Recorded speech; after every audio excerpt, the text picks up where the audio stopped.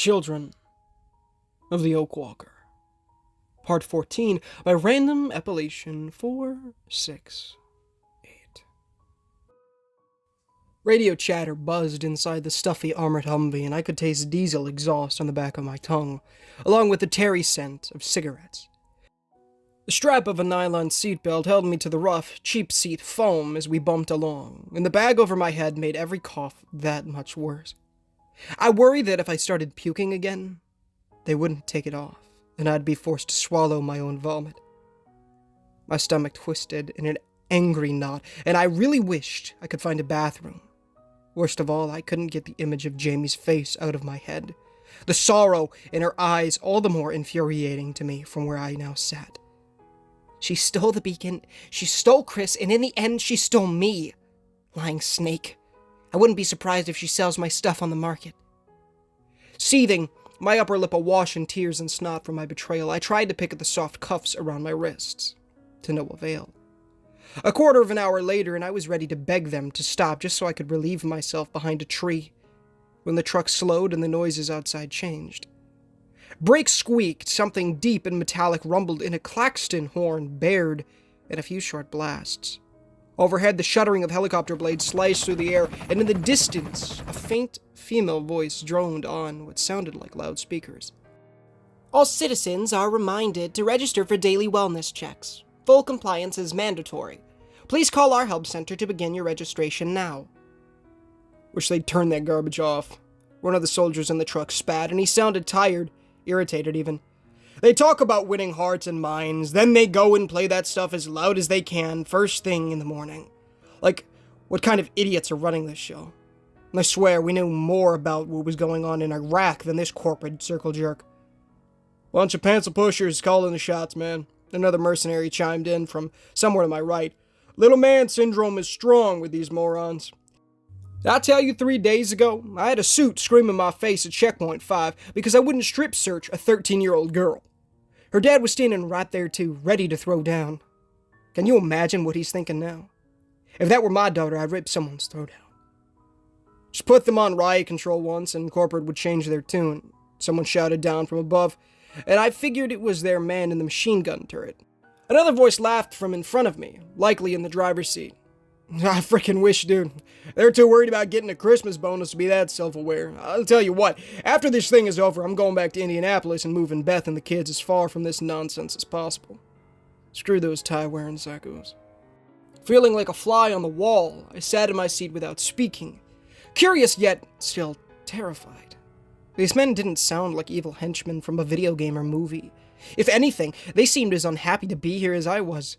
How bad were things outside of New Wilderness that even ELSAR had discontent spreading through their ranks like wildfire? Doesn't make much of a difference for me, though, does it? Like the one guy said, they aren't the ones who paid for this. Are they going to strip search me too? In front of everyone? Like some kind of cam girl? Our vehicle sped up again and began to make sharp turns, stops, and starts. Other sounds added to the ambience behind the truck's heavy metal doors, car horns, police sirens, and more of the automated female announcer's morning lecture. By order of the provisional government, curfew is set at 6 p.m. For your safety, please be inside your registered dwelling by that time, and remember to conserve energy usage. All violators will be prosecuted. At last, when I thought I would soil myself from the pressure in my stomach, the truck rolled to a stop and the engine cut off. Someone opened my door and they began to lift me out. Bathroom! I craned my head their way, blinded by the bag, but too desperate to try and put up a tough front. I need to go, please. It's bad. With a quick tug, the black cloth flew off my head, and I sucked down a cool gulp of fresh air. Rounding in front of me, the soldier who had radioed in about my scan watched me gasp for a moment, and his painted scowl softened. Sure thing, kiddo. Right this way. We were parked in a massive cinderblock garage, easily big enough for the 4 Humvees, with a few white-painted metal doors off to my right and a red one to my left with a keypad on it. A blue plastic portalette sat in one corner of the garage, and to this they led me, before the head soldier turned to unlock my cuffs. Listen, he held up a stubby cylindrical handcuff key, and his hard eyes stayed focused on me. I'm gonna take these off, but if you try anything funny, it's going to be a bad day, yeah? You're locked in here with us. There's nowhere to go, and it's not worth your life to try and hurt any of my boys. Behave yourself and nothing bad happens. We clear? Crystal. In silence, I nodded, and he took the bonds off my hands, though the manacles on my ankles remained. Never in my life had I been so relieved I used a porta-potty. It was surprisingly clean and graffiti-free, without the horrid smell I remember them having from family trips to the state fair in Kentucky. It must have been brand new, as there weren't even any spiders hiding in the toilet paper roll. I sat in there for a good 10 minutes and threw up for another 4, until nothing else was left for my body to lose. The guards didn't rush me, and when I emerged, flush-faced at the fact that they had heard it all, the sergeant in charge put the cuffs on, with my hands in front of me this time. He gave me a drink from his canteen, and I could see from the looks in their eyes that the men felt sorry for me. We've got to hand you off to medical.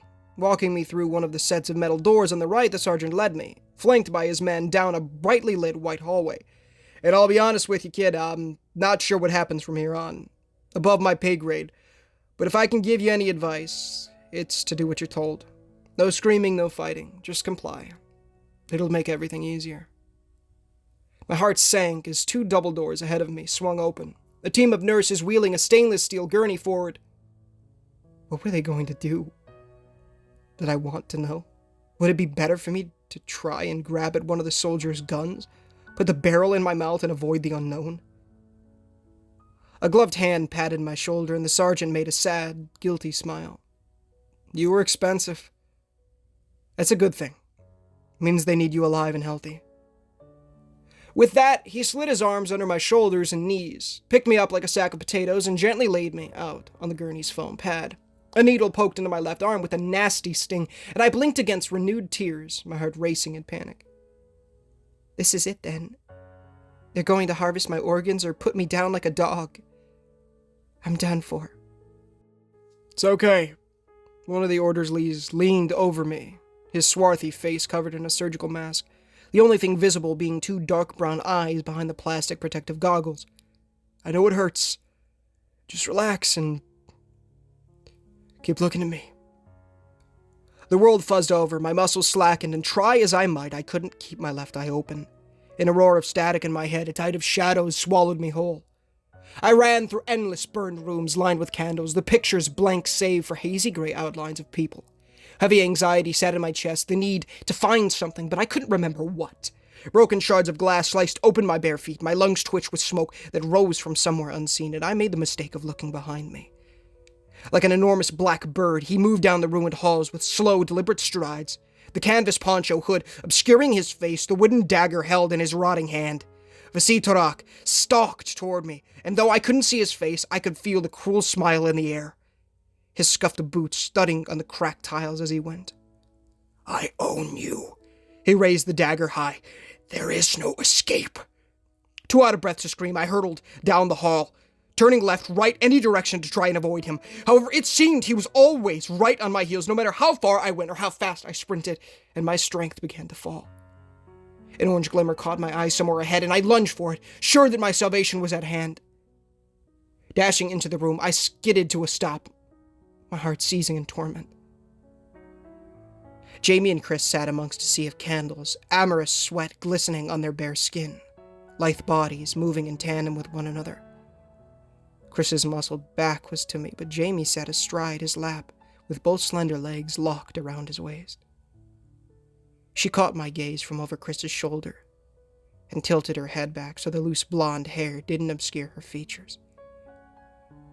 Her limbs tightened around Chris in a possessive grip, and Jamie let slide a long, venomous smirk.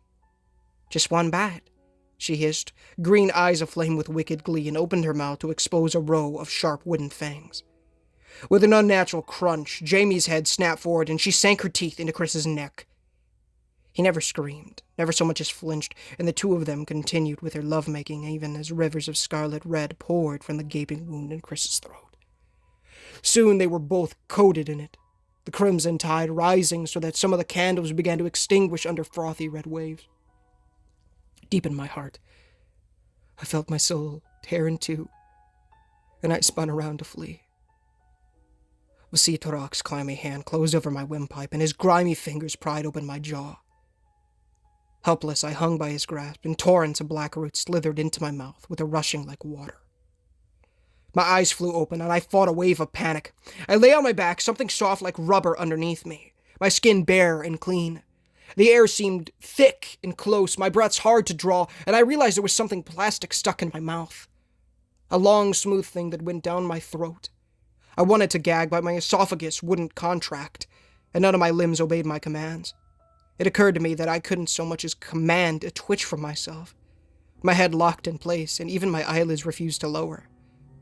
Of all things, my eyes could still move. The left seeing everything, and the right swiveled in its sludge-filled socket without transmitting any signal to my muddled brain.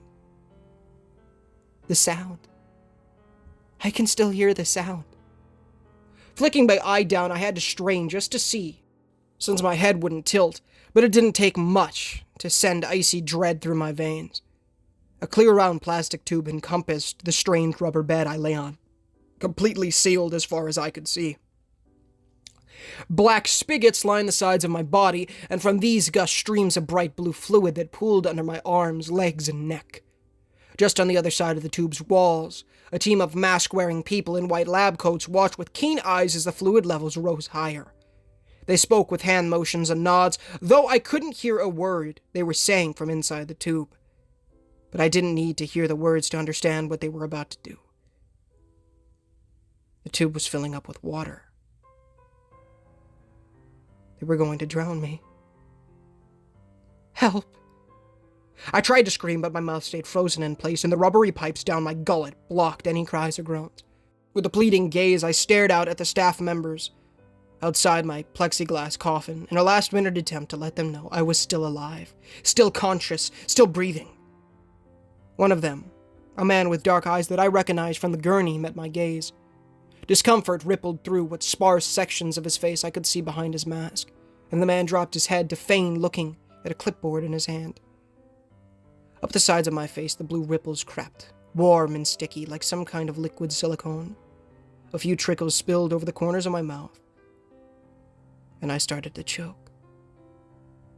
Smoke closed in, dense black clouds all around me as the walls crumbled, the paint peeled off the bricks, and the ceiling tiles melted in fiery dribbles. My body ached, stabs and slices pricking me all over, and I wept over the rubble I crawled on, trying my best to find a way out. A raspy cackle burst from behind me, and Vasitorok's boots stomped closer on the chunks of broken flooring. You know it's inevitable. Our time will come. Your world will burn. My bleeding elbows plunged over a clear threshold, and I rolled into another room. Barely had I sat up, and there they were again. Chris and Jamie, covered only by candlelight. It killed me to see it, like a blade to my heart, and I hung my head as sobs rippled their way out of my sore lungs. He's lying to you, Hannah. A soft tone whispered to me from the smoke, and I looked up to see the man in the yellow chemical suit standing to my right. I stared at him, confused, in agony, desperate for this terrible ordeal to end. I saw them. He knelt beside me, and the man pulled off one of his rubber gloves to cup my face in a hand as cool as spring raindrops. Your pain is blinding you, Filia Mia. Trust me, and not Tim. Look closer.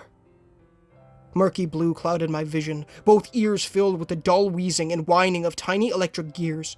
Strange feelings competed for what sensory perception I had left, though they all felt muted, distant, vague.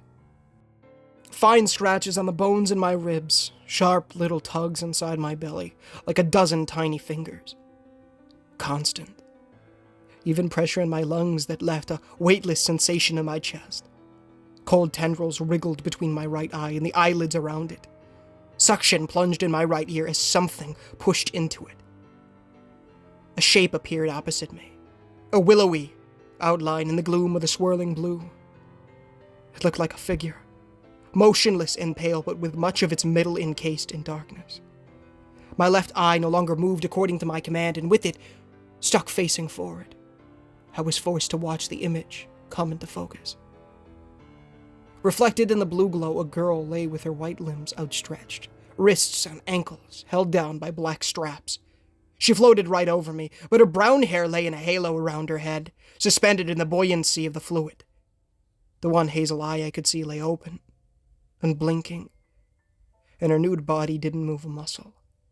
Angular objects moved around her in busy clusters, skinny, linear shadows that glinted and gleamed in the dim light. They gave off small, ebony clouds as they moved around her. Many huddled over her midsection, others around her right arm, one or two around her head.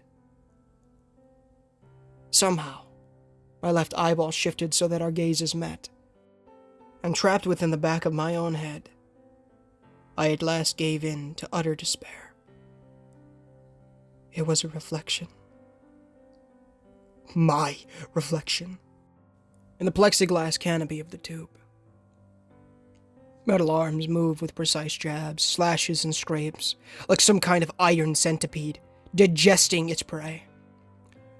Each cut gave off a thin cloud of my blood, and this was filtered out of the surrounding fluid by other arms with nozzles, seemingly built for that sole purpose.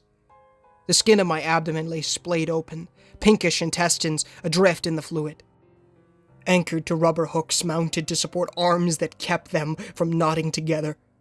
Together, the hive of self-driven steel burrowed into me, sliced through the red muscles, pinched off the dark blue arteries, and sawed into chunks of my body fat like miniature coal miners.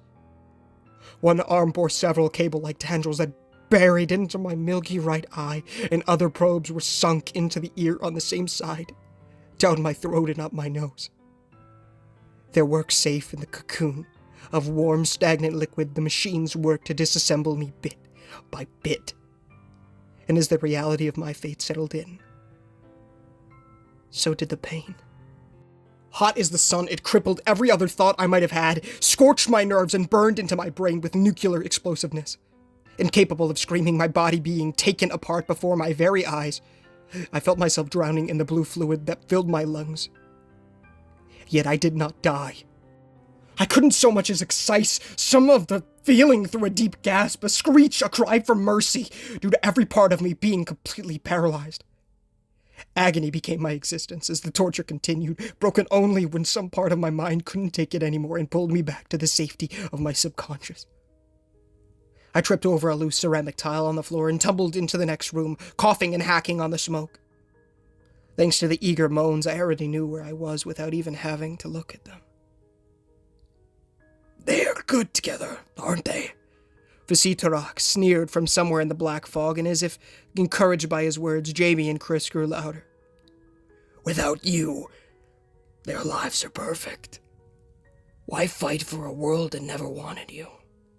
I pressed both hands to my ears and shouted in an effort to drown out the malicious noises, "Leave me alone!"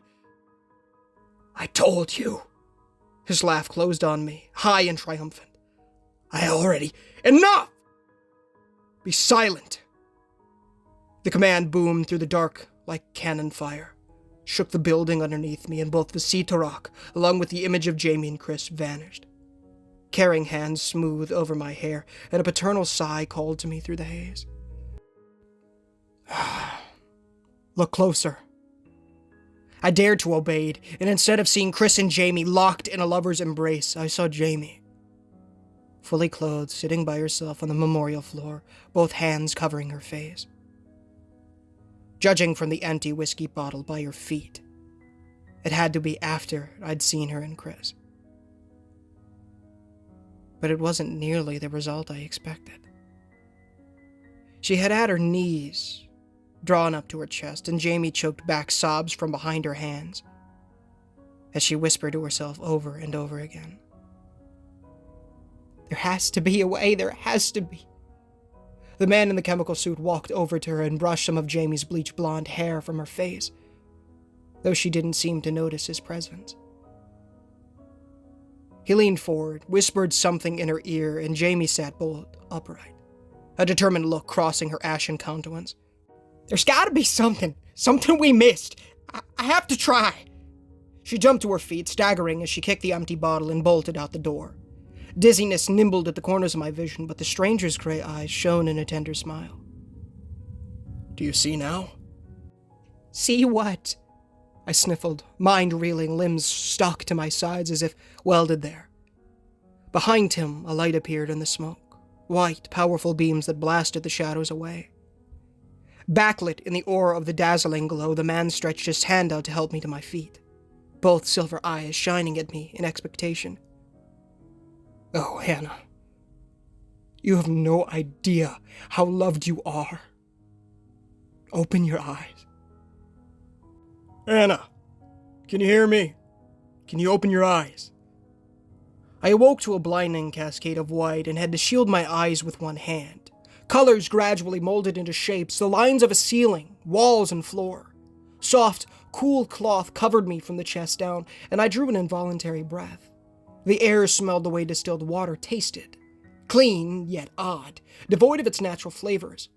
Somehow it made me think of being inside a massive test tube. All around me, the walls rose in barren white plains of some chemical-resistant plastic interlaced seamlessly with the floor and ceiling. These two were done in the same material, with various soft lights in recessed trenches along the ceiling to make the room seem like one big fluorescent light bulb. It wasn't a large room by any means, but still bigger than my old one in New Wilderness. I couldn't see any other furniture save for the bed underneath me. And as I craned my head, I realized it was more of a stainless steel bunk bolted to the wall rather than a proper bedstead. I slowly rolled to one side, pushed myself up, and paused in surprise. That didn't hurt. Looking down, I found myself clothed in a set of white scrubs like a nurse might wear, but without any strings or zippers. My skin stood out in skinny, peach-pink limbs, and as I shifted to sit up, something on my right arm caught my attention. And swirling lines of silver, so fine that it sometimes turned invisible, a series of vines and leaves were intricately painted on my skin. They wound their way up my arm and under the short sleeve of my scrub top, as perfect as if they had really grown there. Stunned, I blinked at the sight for a few brief seconds. No way. I blinked again, and couldn't help but gasp at a new discovery, no longer focused on my skin.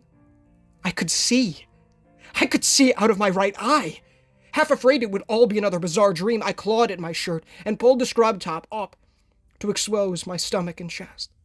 The cruel black tendrils had vanished, the swollen skin smooth, the crusty stab wound erased. For the first time in days, I felt no pain, no itching, no nausea in my guts, no foul gorge of mucus rose in my throat, no dry cough or dizziness. Instead, the strange designs continued down from my right shoulder, intricate sprigs, inked over the former tendrils under my breasts and danced along my ribs like they were trellises. Small flower blossoms were stenciled over the side of the stab wound in a concentric circle, and as I pressed my fingers to them, I felt slight raised skin where the scars had melded flesh back together. Hannah. Jumping despite myself, I jerked my shirt down and swung my head up to scan around for the source of the voice. Hello? Across the room from me, tiny lines appeared on the wall. They grew bigger and split away from each other until a narrow door swung outward to allow a solitary figure inside. He looked to be in his mid-40s, with the beginnings of gray in his neatly kempt hair around the ears, the rest of it black as night. The man's face bore the sharp features and pale skin of a European, and his eyes were pools of dark brown that almost matched his hair in shade. A white laboratory coat hung around his proud shoulders, and under it he supported a well-pressured granite gray suit, with an onyx tie pin in the shape of a crow, stuck through his silver necktie. Both of the leather brown eyes stared at me with a curious wonder that I couldn't quite understand, and the man held out a fancy plastic water bottle with squared edges. Would you like something to drink? Drawn like a magnet by the offer, I stepped away from my bunk, and both legs gave out under me, with rubbery tingles from my belly button on downward. Careful now. In a flash, the man was at my side and helped ease me back to a seated position. Your neurochemical balance is only now reaching normal levels. It took longer than we'd thought, but then again, considering what you've been through, it all makes sense. None of it made any sense to me, but I unscrewed the cap with trembling hands to gulp down several delicious mouthfuls. After so much pain, I shut my eyes to let myself bask in the pleasure of sating my thirst. I could almost feel it humming through my body, the air on my skin more poignant, the sheets softer, the floor tiles cooler. I don't care if this is a dream, it's fantastic. When I opened my eyes, the stranger sat watching me from his place on the bedside, and my skin heated up in slight embarrassment. Thanks. Not a problem. He inspected me with a precise, learned gaze, and something about him emitted a collegial air. Do you feel any pain anywhere? Any movement or discomfort under your skin? I shook my head and did my best not to tear up at how good it felt to be able to say that. May I examine your arm, please? He gestured to my right one. Extending my wrist, I let him turn it over to look at the ink stencils, and he pressed tender fingers along the vines. Any pain here or here? He eyed me as he went from my wrist to my upper arm to my ribs with his search, though he never strayed anywhere uncomfortable, and didn't put his hands under my clothes like I'd heard of some doctors doing. I decided he must be a true medical man, some sort of high-powered professional, though what that meant for me was still anyone's guess. Now, I shook my head again, amazed as more of the tingling faded from my lower body and my knees regained their feeling. My body was warm. I was warm in only a set of scrubs. Satisfied, the man produced a small clipboard from his coat pocket and wrote something down amongst an already cluttered sea of scribbles. Excellent! And your right eye, any blurriness of vision and difficult seeing? I blinked deliberately this time and looked around at the room to check. No. Everything is clear. Really clear. Despite the glaringly white surfaces and their lights, I started to see things I never would have noticed before. There were ripples in the plastic sheeting from where it had been bent, a crack where a worker hadn't fitted a piece of siding on correctly, and even a difference in shade where one of the ceiling bulbs had begun to short out. Everything leapt out to me in such detail, as if I had some kind of high-power lens in my skull, that I couldn't do anything other than stare. What kind of drugs did they put me on? I can only imagine. The man chuckled and pointed to my arm with his pen. I hope you don't mind the ink. The surgery left so many scars that even with skin grafts, they didn't heal flawlessly. So, one of our intern's ideas suggested this as a cosmetic adjustment. Now that he mentioned it, I could see the scars concealed beneath the tattoos, lines of slightly denser flesh that sealed together over hundreds of narrow scalpel slices. They crisscrossed my arm and torso under the ink like roots to a tree. And I thought back to the orderly who had looked down at me on the gurney with sympathy in his eyes, the voice ringing in my head. It's okay. I know it hurts. You cut it out? I turned my right arm over, held it up in the light to examine the pathways their blades had taken through my flesh, and with no stitches? How? Rising to his feet, the man offered me his hand with a gentlemanly flourish. If you'll allow me, I'd be happy to show you. At first, I reached for it, but a prickle of unease forced me to hesitate. I had been so relieved, so startled to find myself put back together that I hadn't thought to ask this total stranger, who had likely seen me lift my shirt to my chin, the most basic of questions. It didn't seem possible that I could be alive after what had been done to me in that horrible machine, but this certainly didn't feel like a dream. I have to find out what's going on. If I'm still here, then the sergeant was right. They don't want me dead. I just need to keep the conversation simple and look for a way out. Who are you? I swallowed and palmed from my water bottle just so I could have something to hide my nervous smile behind. What is this place? His brown eyes glimmered in a proud, secretive sort of way, and the man made a crisp Victorian bow. My name is Caranti, George M. Caranti. I'm the Chief Executive Officer for the Environmental Liminal Space Alleviation and Reduction Program. Welcome to ELSAR, Miss Brunn. Wow, dude. What's going on, guys? Ninja Gamer, and thank you so much for watching today's video. If you did enjoy, please feel free to leave a like on the videos. It does help the channel innumerably and does get the gospel up your speed as well. As please consider subscribing, as we're trying to hit 10,000 subs by the end of the year. It would be a massive blessing from the Lord if you guys did so.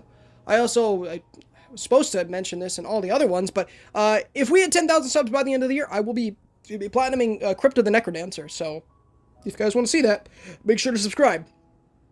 Of course, it'd be a massive blessing for the Lord if you guys did so. The million other questions on screen now, pin comment description if you prefer to read it that way, but please do so, as it will teach you how to gain eternal life, how to go to heaven. Who wouldn't want that? It'll teach you about repenting of your sins and trusting in the good Lord Jesus Christ with every mind, soul, and strength, as well as building that relationship with the Lord by reading the Holy Bible daily, praying daily, and evangelizing to people. It's great stuff, so please do so. As always, guys, the amazing Random Appellation 468, a link to his Reddit page and the original story will be found in the description, as well as let me know what you thought of the story in the comments. We're going to talk a little bit about it today, but let me know what your guys' thoughts, what you guys really are starting to think about this story and just everything that's going on. So let's, let's do that. Of course, let me know what you guys thought. And as always, the amazing Mew, whose music I use in all these videos, a link to his YouTube channel as well as all the music will be found down in the description, as well as if you'd like to use his music for your videos, make sure that the specific song that you would like to use in your videos, it says that it is free to use as long as credit is given. If it doesn't, of course you can't use it, but if it does, you are allowed to use it. Put a link to his YouTube channel in your description, as well as possibly the music. I more do that so that if you guys would like to listen to the music in your free time, like I love to do, you are easily able to find it, and you don't gotta scour the internet for Lord knows how long. Right, to find the specific song that you would like to use, and it should say very specifically that you are not allowed to use the song with credit given, in the description of the video as well. So, just to keep a note on that. The amazing Barron County Anthology by Random Appellation 468, as well as a former stalker texted me this morning. She's Been Dead for a Year by Tiro 1000. Both amazing, beautiful playlists will be found in the description, as well as if you're a fan of the Children of the Oakwalker, today's story, of course, and you want more from the universe, the Barron County Anthology is everything before the Children of the Oakwalker. So if you have yet to catch up, be sure to do so. It's fantastic. It's amazing stuff. Truly immaculate. And yeah, join the Discord. My brothers have a YouTube channel, Tamak Plush Videos, where they upload plush videos, and they're uploading daily in 2024. A link to their channel will be found in the description, and if you guys would like to, well, please do so. The content's amazing. I recommend the 2021 videos, as well as the South Park series, where I play Eric Cartman, of course, guys, and it's amazing stuff. So I make a lot of cameos over there, so if you want to see me in something other than horror stories and video games, please go check those out. They're fantastic. My youngest brother Cole wants to be a rapper, so a link to his YouTube channel and his SoundCloud will be found in the description for his music. The Cole is his name. It's great stuff, so please, please, please do so. Also, in the description, always, usually, in all these videos, at the all the videos I make, anyways, a link to my Discord will be in the description. So please, please join the Ninja Gamer Discord, and we'd love to have you over there. We're building an awesome community. It's great stuff. So please come on by. And now let's talk about the story. So I was like, what the heck?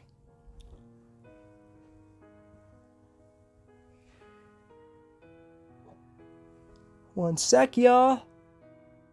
Hearing noises here.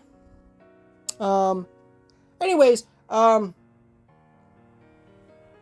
amazing, the story that we're doing,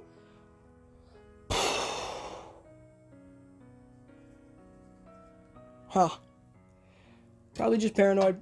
Anyways, the amazing story that we're doing, it's fantastic. This story is it just gets better and better and better.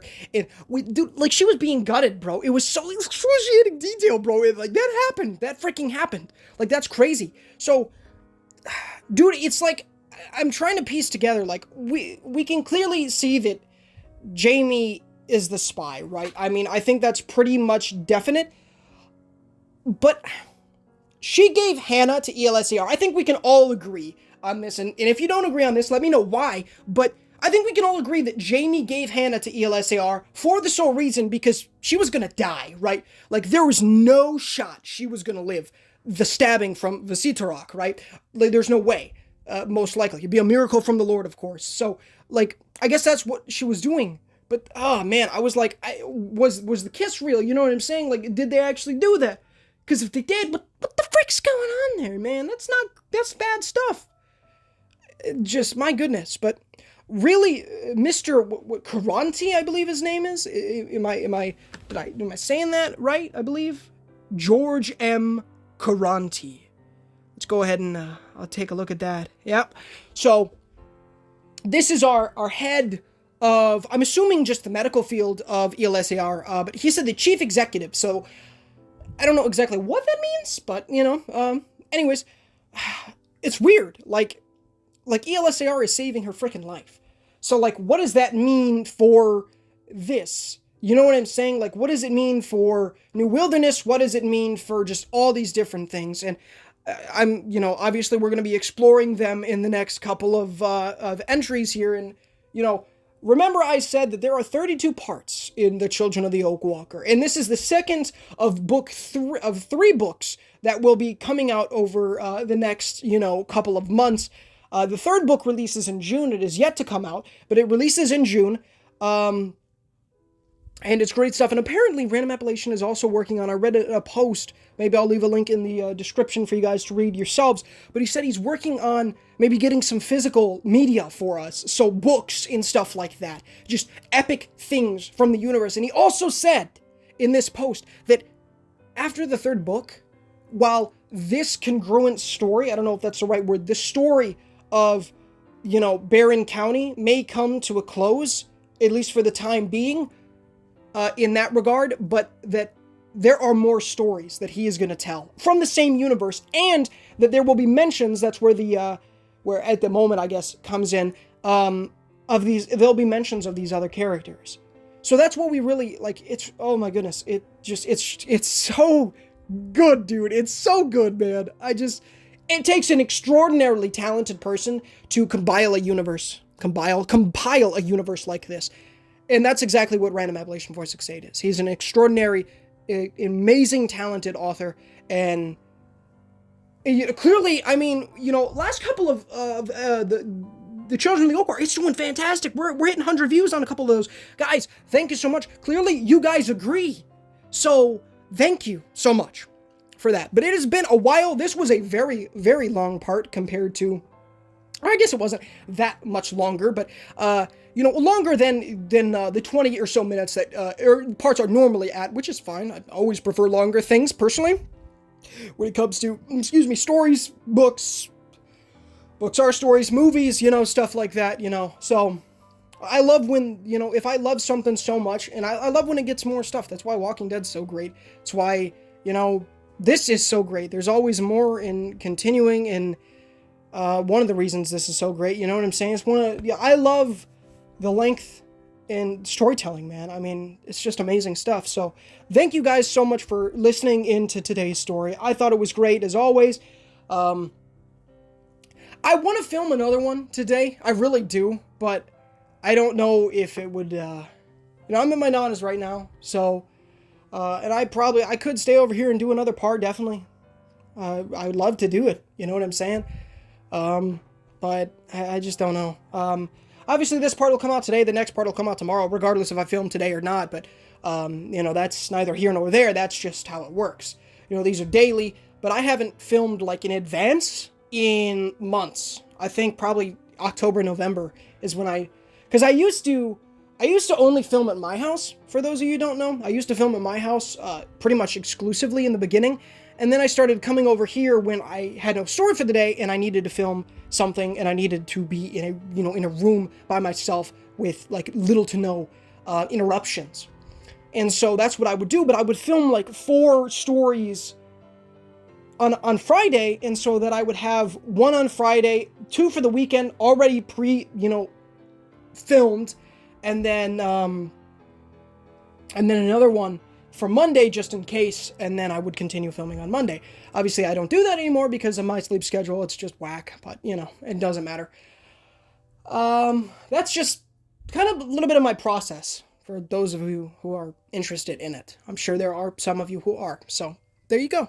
But I'm going to let you guys go. I think I might just head home. I'm kind of hungry, and I don't know, but, yeah, so I don't know, but we'll figure it out, and we'll film tomorrow, I guess. I'd love to come back over here, but I don't know. I'm sure my family would want me over there. It is late. It's about 10 o'clock. Late-ish. It's not really that late. But yeah, so maybe stay tuned for a stream tonight. We'll see. That's completely up to me, obviously. I don't know why I said that. Obviously, it's up to me. But, you know, maybe we'll film tonight. There's a lot of PS Plus games leaving in May.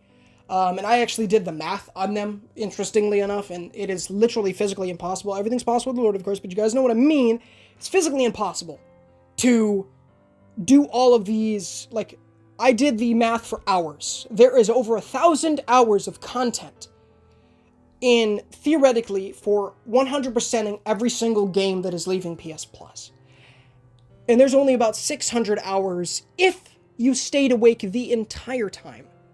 From yesterday till the 21st. So, yeah. It's crazy. A lot of those are Final Fantasies. Maybe I'll do a community post if you want me to share what the stuff is. I'll share all the specs and stuff, too. For, like, all my calculations or whatever. And it's just rough estimations. Some of them are pretty easy, so maybe we'll do a couple, minutes leaving. A really cool little, like, you die every minute or something, and you gotta continue to progress. It's interesting. Very cool little game. Takes a couple hours to do. And there's quite a few other ones that are super fast. The Artful Escape.